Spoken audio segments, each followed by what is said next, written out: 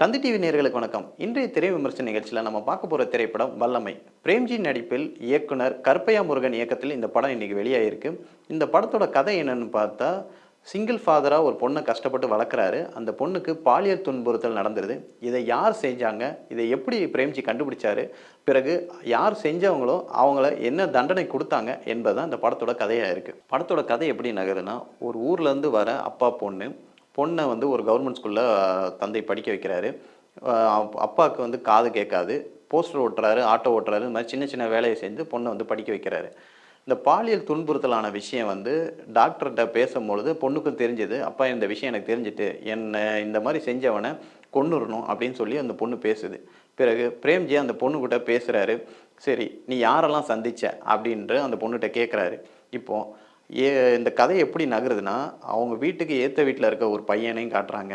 பிறகு ஸ்கூலில் ஒரு கம்பவுண்டரை காட்டுறாங்க. அதுக்கப்புறம் ஸ்கூலில் வர சீஃப் கெஸ்ட்டு, இந்த 3 பேரும் அந்த பொண்ணை எப்படி பார்க்குறாங்கன்ற பார்வையில் பாதி நகருது. அதுக்கப்புறம் 2வது பாதியில் யார் இதை செஞ்சிருப்பா அப்படின்றது 2வது பாதி நகருது. படம் கொஞ்சம் ஸ்லோவாக தான் போகுது. பிரேம்ஜி யதார்த்தமான நடிப்பை வெளிப்படுத்தியிருக்காங்கன்னு சொல்லலாம். இது கூட நம்ம நகைச்சுவை நடிகராக தான் பிரேம்ஜியை பார்த்துருக்கோம். இதில் ஒரு அப்பாவாக ஒரு எமோஷ்னல் பாண்டிங் உள்ள ஃபாதர் டாட்டர் ரிலேஷன்ஷிப்பை அழகாகவே பிரேம்ஜி வந்து கையாண்டிருக்காரு. கிளைமேக்ஸ் வந்து பெரிதளவு வலு இல்லைனாலும் ஒரு கருத்து சொல்லணும், மேலும் இந்த சமூகத்தில் நடக்கிற இந்த பிரச்சனைகளை எடுத்து காட்டணுன்றதில் டைரக்டர் முயற்சி செஞ்சுருக்காருன்னே சொல்லலாம். படத்தோட மைனஸ் என்னன்னு பார்த்தா, சமூக பிரச்சனையை எடுத்து காட்டுற படமாக இருந்தாலும் இன்னும் வேகமாகவும் ஸ்ட்ராங்காகவும் இந்த கதையை வந்து நகர்த்திருக்கலாமே சொல்லலாம். ஏன்னா ஃபர்ஸ்ட் ஹாஃபும் சரி, செகண்ட் ஹாஃப் சரி, ஸ்லோவாக நகர்றதுனால ஆங்காங்கே இந்த சின்ன சின்ன தொய்வு ஏற்படுது.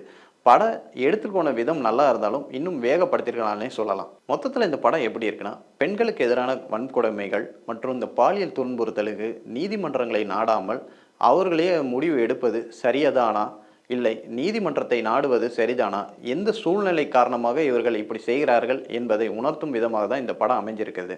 மேலும் ஒரு திரை விமர்சன நிகழ்ச்சியில் உங்களை சந்திக்கும் வரை உங்களிருந்து விடைபெறுவது உங்கள் ராஜா.